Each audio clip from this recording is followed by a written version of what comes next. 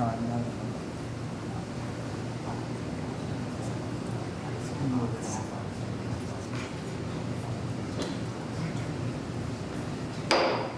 Call to order the Public Improvement Commission, Thursday, April 30th, 2015. Public hearing item number 1 on a petition by BP Prue Center Development LLC for the making of specific repairs within Boylston Street, Boston proper, located on its southerly side, generally east of Gloucester Street, and consisting of curb and sidewalk reconstruction, as well as new and relocated specialty pavement, street lights, street tees, and street furniture. New business, April 16, 2015, as shown on a set of plans entitled City of Boston Public Works Department, Engineering Division, Specific Repair Plan, Boylston Street, Boston proper, 2 sheets dated January 22nd, 2015. Good morning. Good morning. Thank you, Mr. Chairman and members of the Commission. My name is Michael Flannery from Goulston & Stores. I'm here on behalf of BP Prue Center Development LLC, which is an affiliate of Boston Properties and the developer of 888 Boylston Street. I'm here with David Stewart from Boston Properties, Jay Prouty and Mark Jackson from VHB, as well as Brian Ju, our landscape architect. 888 Boylston is a 17-story office building located within the Prudential Center, which is Phase 4A of the Prudential Center development plan, consisting of lower-level retail and restaurant uses and upper-story office. We're here on a petition for specific repairs. Jay Prouty will give you more details about those. Thank you. Great. Thank you. Again, my name is Jay Prouty. I'm with VHB, and I'll be walking you through the specific repair plan. Jay. Yeah. Just use the microphone. Sorry. Mike over here? Yes.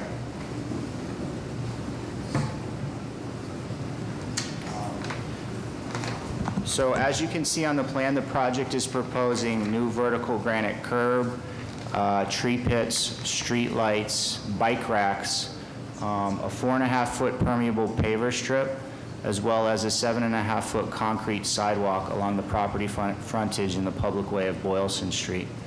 The project has coordinated the design with all city agencies to include design review and approval with the BRA.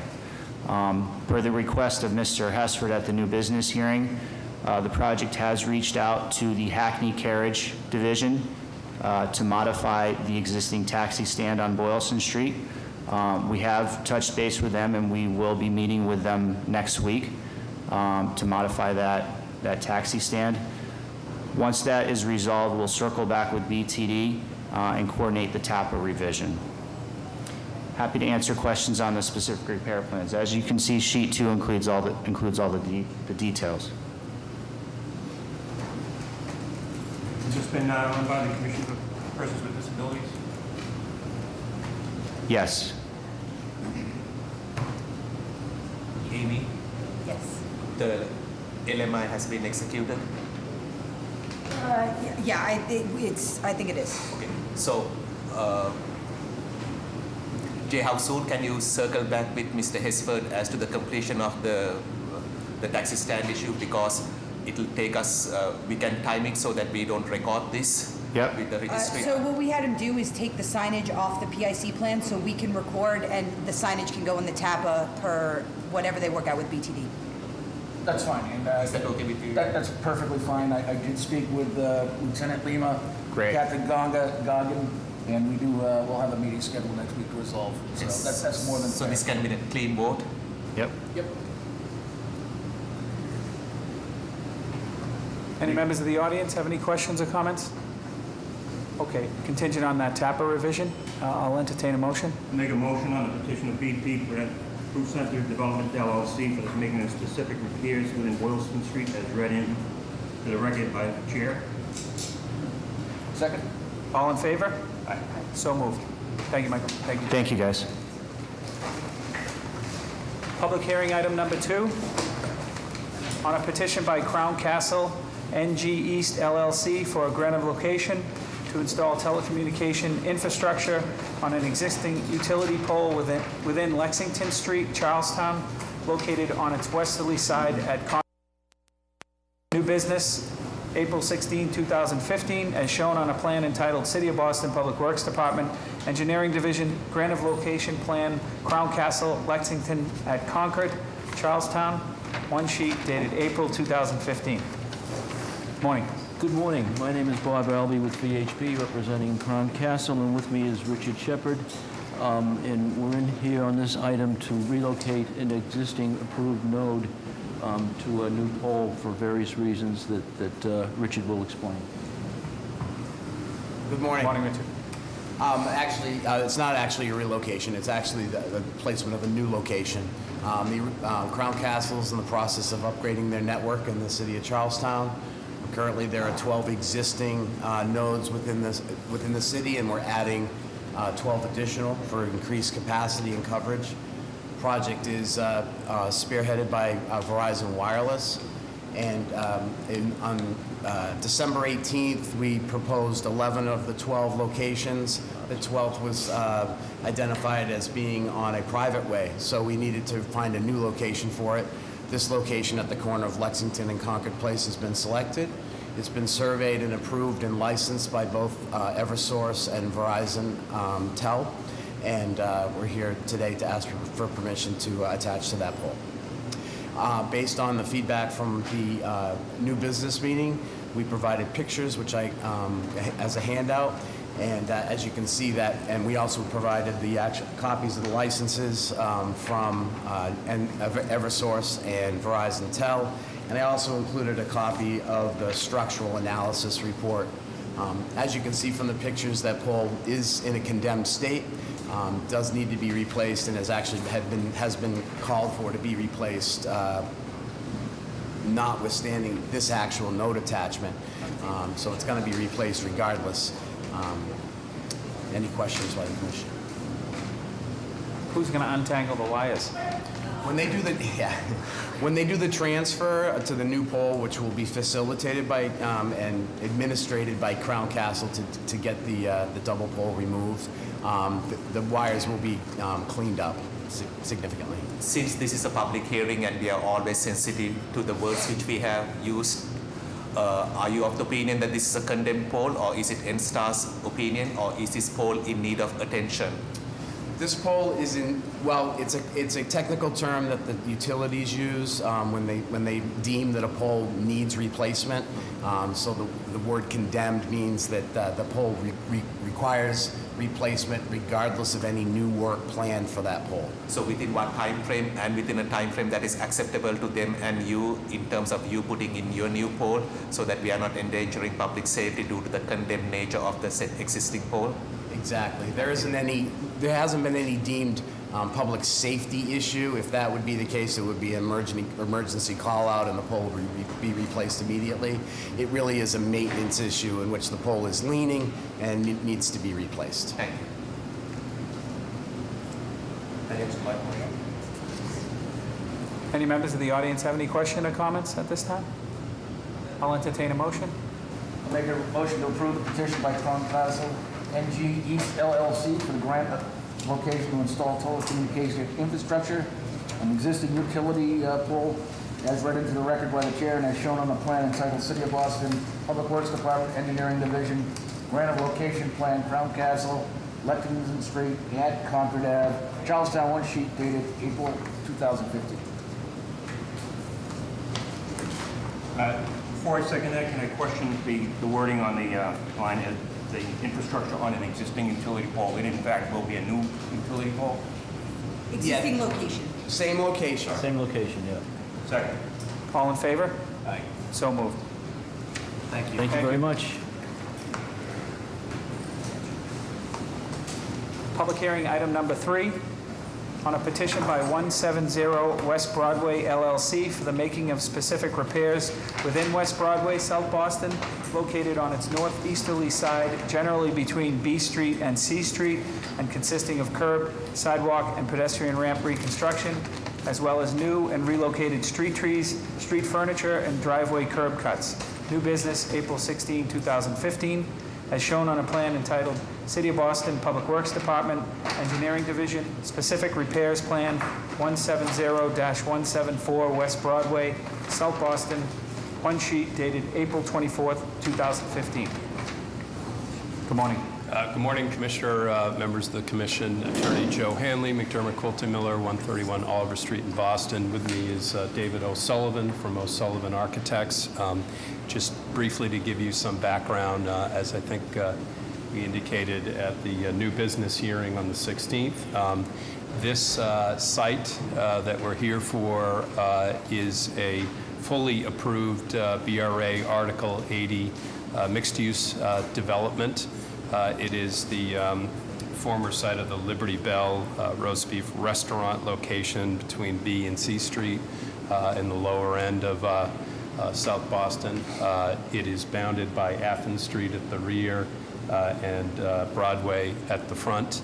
As part of our Article 80 process, we had a very extensive and positive community outreach with the neighborhood organization and abutters, and we enjoyed unanimous support for this development based on a lot of the programming, some of which is part of the application for the specific repairs, the street trees, the curb cut, as well as the easement back at the rear of the site on Athens Street.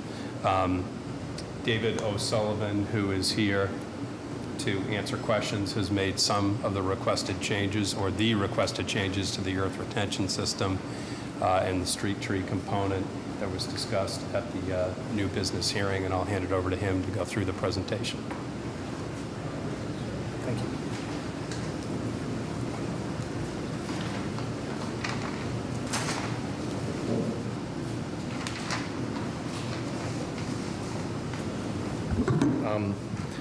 One of the things that was brought up at the hearing was making sure we had sufficient distance between our the existing light poles and the street trees, so we've adjusted those locations there. That had us slightly adjust our bike racks.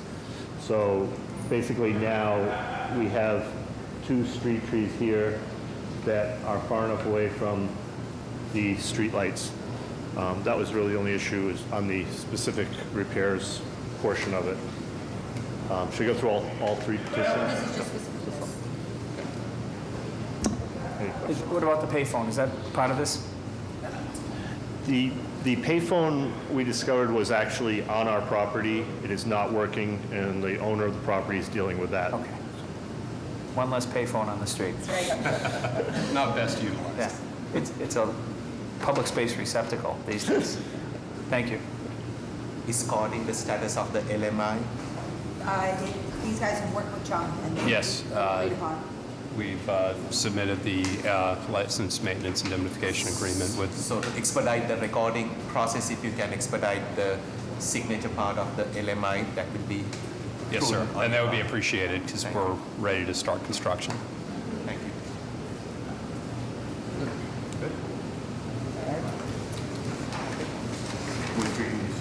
Yes, 3 separate items, yeah. Any members of the audience have any questions or comments? I'll entertain a motion on public hearing item number 3. Make a motion to approve petition by 170 West Broadway LLC, making specific repairs within West Broadway, South Boston, as read into the record by the chair and as shown on the plan entitled City of Boston, Public Works Department, Engineering Division, specific repairs plan 170, 174, West Broadway, South Boston, one sheet dated April 24th, 2015. Second. All in favor? So moved. Thank you. Public- You got 2 2 more. more items. Oh, I'm sorry. Yeah. That's right. Public hearing item number 4 on a petition by 170 West Broadway LLC for the acceptance of a pedestrian easement adjacent to Athens Street, South Boston, located on its southwesterly side, generally between B Street and C Street. New business, April 16, 2015, as shown on a plan entitled City of Boston Public Works Department, Engineering Division, Pedestrian Easement Plan, Athens Street, South Boston, one sheet dated March 12, 2015. Good morning again. Hi. David O'Sullivan, O'Sullivan Architects. Basically, we're giving an easement as part of our agreement with the BRA in the neighborhood to allow the city to widen the sidewalk to the 5-foot sidewalk where it's presently a 3 along the entire back of our property on Athens Street.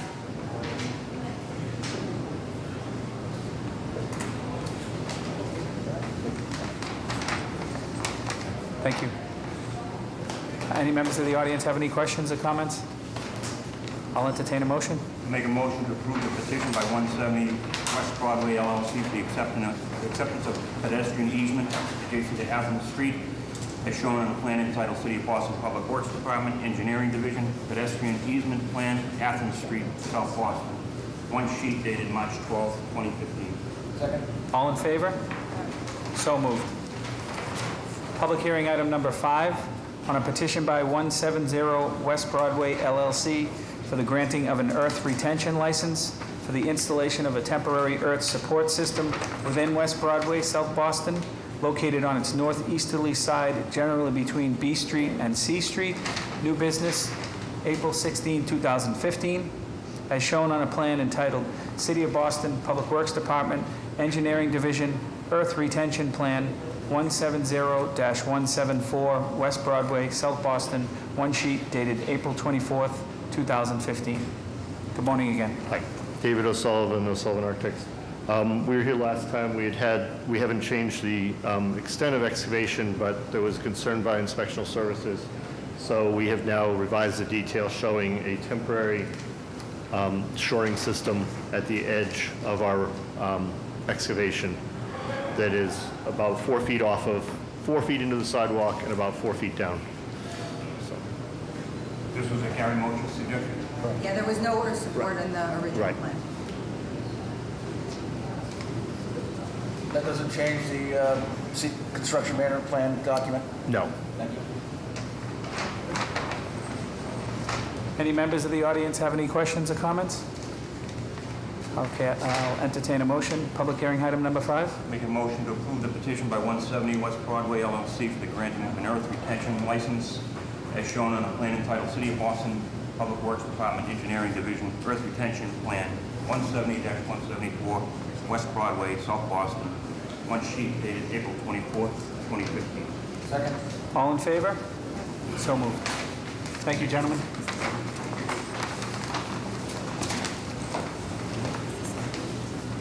First item of new business, Saratoga Street, East Boston, specific repairs on a petition by the Massachusetts Port Authority.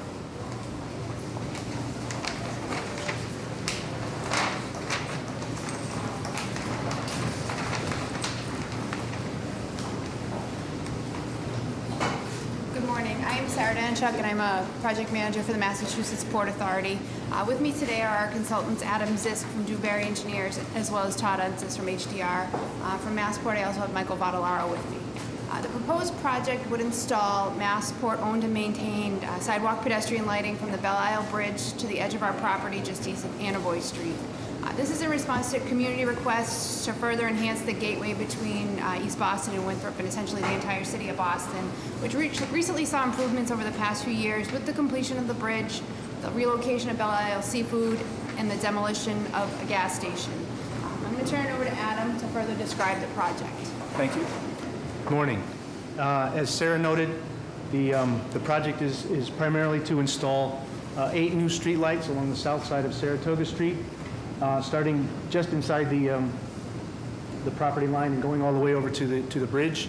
These will be the same style of lights that currently start on the bridge and head into Winthrop, about 18 feet tall, and detailed as shown.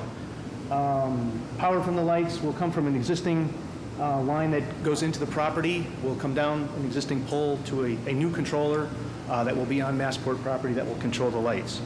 Some of the other work that's going on as part of the project, there's going to be some brush removal on site, and also the existing lights and utility poles currently start on the south side of Saratoga Street, and they go 3 poles in before the line crosses over.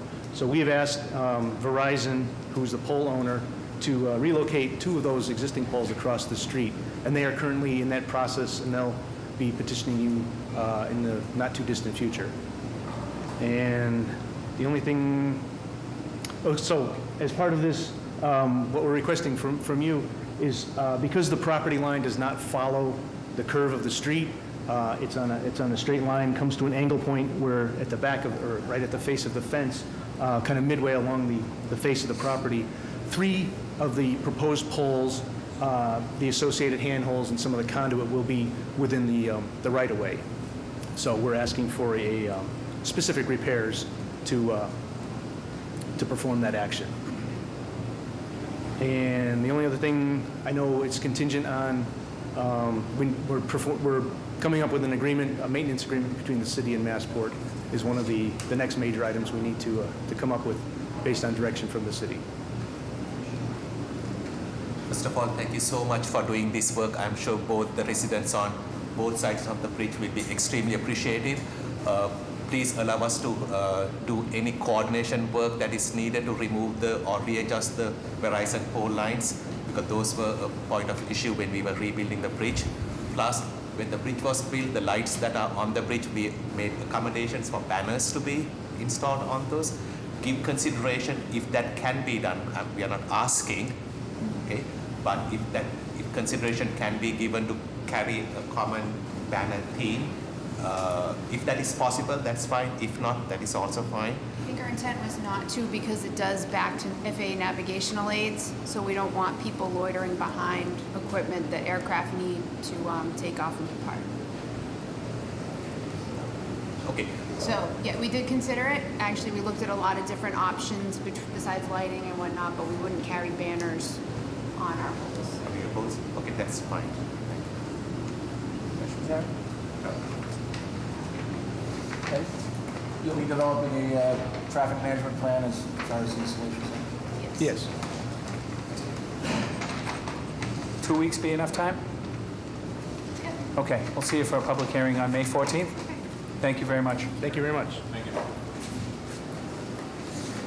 Second item of new business, Longwood Avenue, Brookline Avenue, Huntington Avenue, Binney Street, Boston proper, specific repairs on a petition by Medical, Academic, Scientific, Community Organization.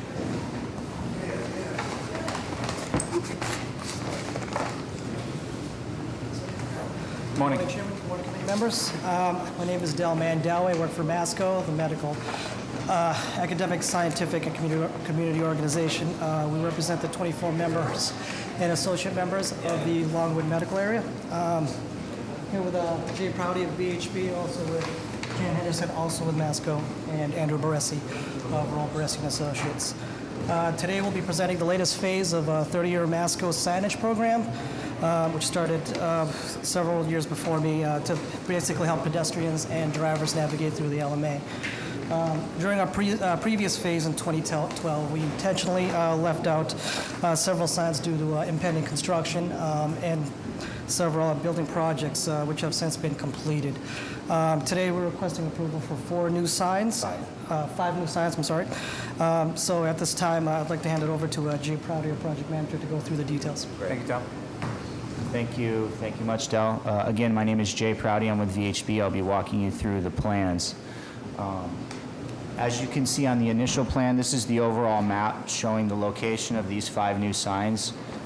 You'll notice that there are 2 freestanding pedestrian signs shown in green, as well as 3 vehicular type signages shown in red.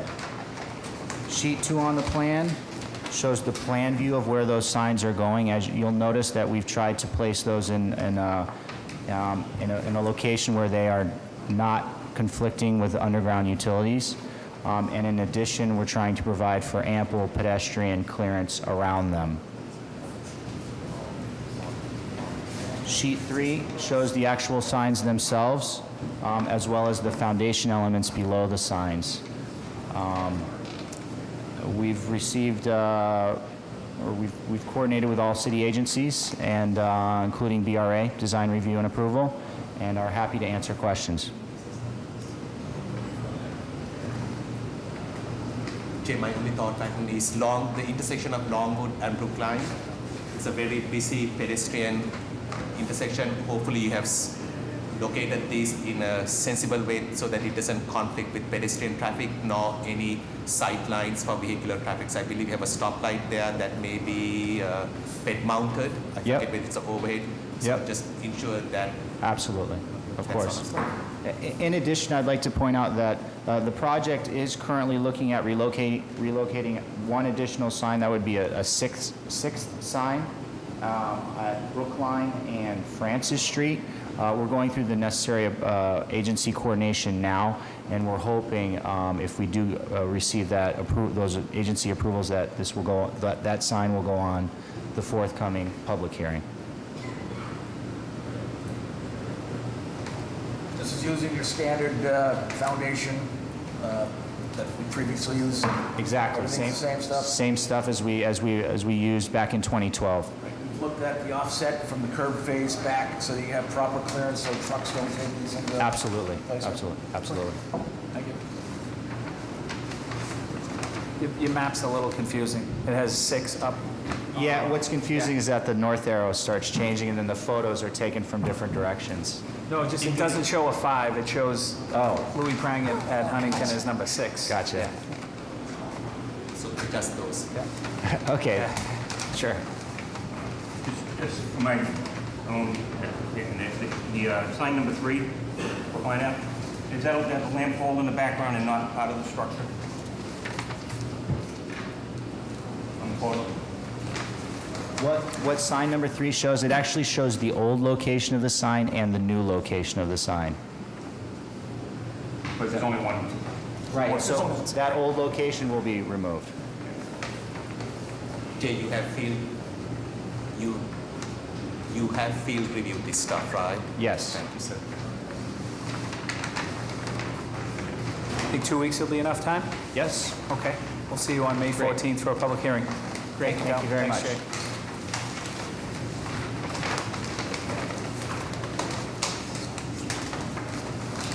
Third item of new business, 52-56 Roland Street, Charlestown.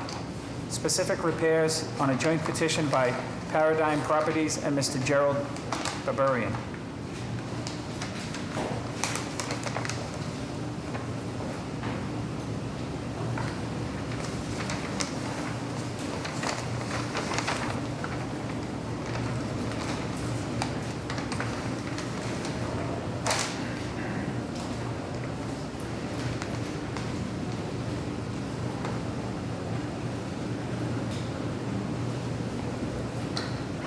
Hi, good morning. My name is Brandon Lee from Kelly Engineering Group. Paradigm Properties recently purchased the property, which consists of 2 office buildings, which have recently been renovated. Across the street from Roland Street is a 70-space parking lot.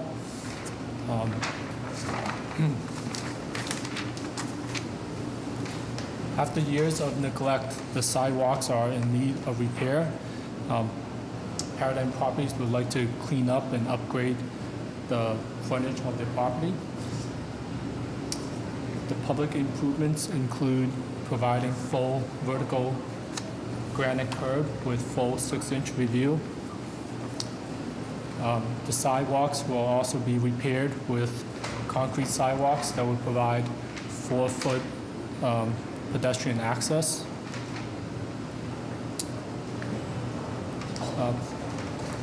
Mailboxes will be relocated to allow the 4-foot wide pedestrian access.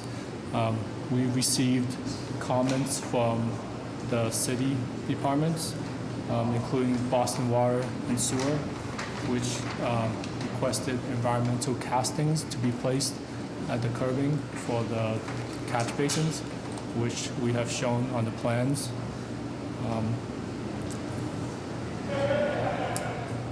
Roland Street is an ideal candidate for improvements. The city has plans on repaving and repairing Roland Street within the next 5 years, and by the owner making these improvements, they will offset some of the costs that the city will need to do. Is the scope of work, does it constitute PIC?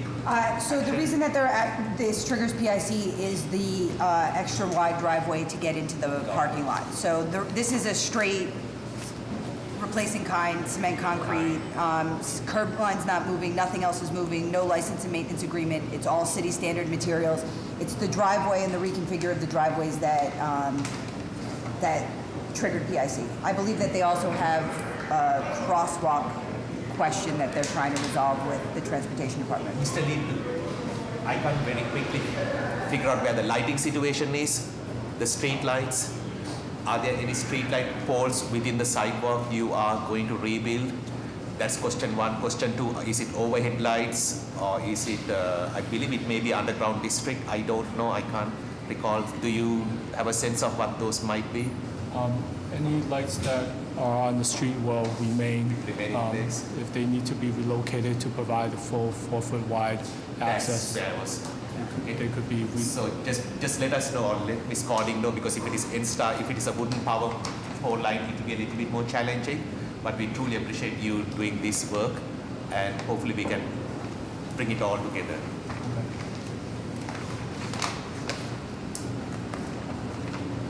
Eddie, you want to talk about the crosswalk?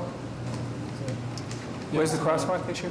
Yes, we originally proposed a crosswalk to provide access from the 70 parking spaces across the street to the property, but we had some comments. Yeah, so we asked them to remove, they proposed a mid-block crosswalk to get to their, and also a separate crosswalk across their driveway, and we told them that they can't introduce a new crosswalk without BTD approval. So we asked them to remove it to the plan, but they still... Since it's an operational issue, that conversation can take place at any time.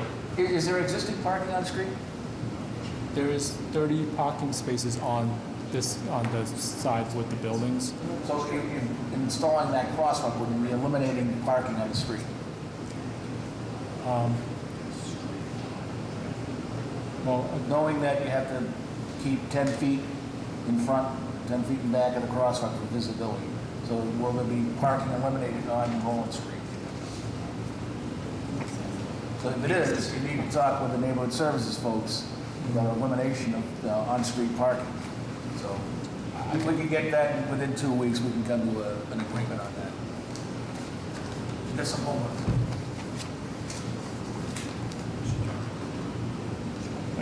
Are these being replaced without any handicap ramps at some of these intersections?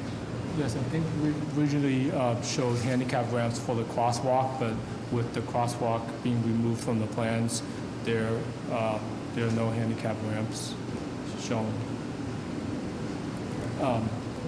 Sorry. For the driveways, the way they work is that there's a lip, the 6-inch, where it rises up, and then you have the full 4-foot wide access. So there isn't ramps going up and down at all the driveway connections. They just go. It's a standard driveway apron, so the top of the driveway stays at grade. But at the intersection at Star and Crescent Streets, those curbs don't have to be accessible? I don't Just a think, radius. yeah, I don't think the project goes that far. Oh. If they touch them, they have to reconstruct them along with the reciprocal ramp on the other side. Mr. Lee, to Mr. Hetzer's point about the communication with the city, the gentleman you need to reach out to is Tom McKay from Office of Neighborhood Services. He's the Charlestown representative. I ask that you give him a call before the public hearing and resolve that parking issue if there is one, if there's on-street parking there, and how it should be handled.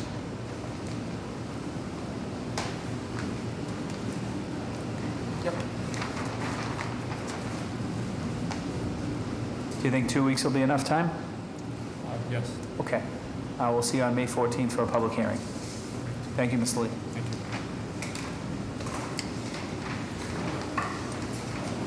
Fourth item of new business, 266-274 Summer Street, South Boston. Specific repairs on a petition by R.G. Vanderwell Engineering, LLP.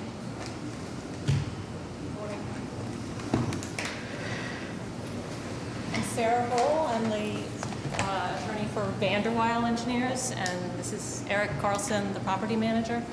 And we've got John Schmidt from Mitch, who will do most of the talking about the underground cable that we'd like to run between 266 and 274 Summer Street. Good morning. Good morning, Commissioners. My client presently owns 266 Summer Street and 274 Summer Street. They do not own 268 Summer Street. For the past number of years, they've been providing IT service between the two buildings by running a cable or conduit over the roof of 268 as a temporary solution and under a gentleman's agreement. That building is currently for sale, and that opportunity is about to end. We are also aware that Summer Street is in design and most likely will go out for construction the end of this year or next year.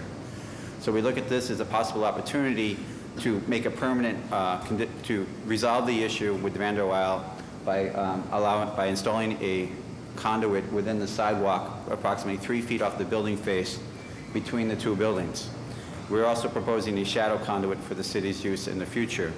I have coordinated our plans with the design documents that the city presently has, and I assure you that there are no conflicts between what's being proposed on those plans and what we're proposing today.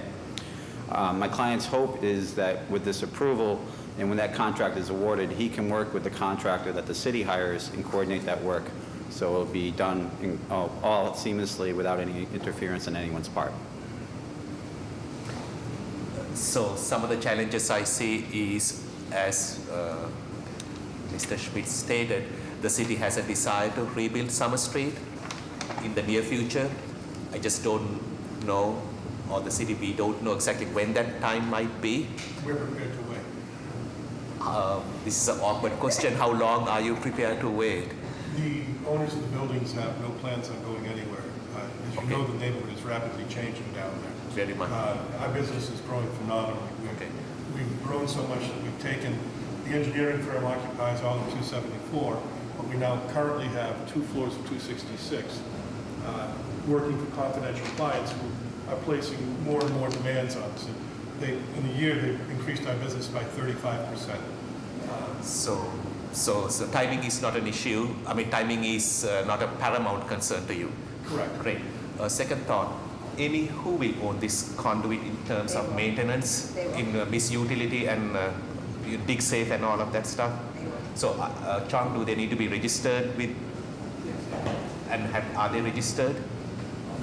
Pardon me? The conduit owner, have they Are we registered? It's the question, are we registered with DigSafe? Yeah. We are not. We have reached out to DigSafe, and it was an interesting conversation because the response we got from DigSafe is, and I have a quote from Robert Finelli, Executive Director at DigSafe, is they're not aware of a private equity being told that they must join DigSafe. So we reached out to them saying we need to join DigSafe in order to install this conduit, and we got some pushback from DigSafe.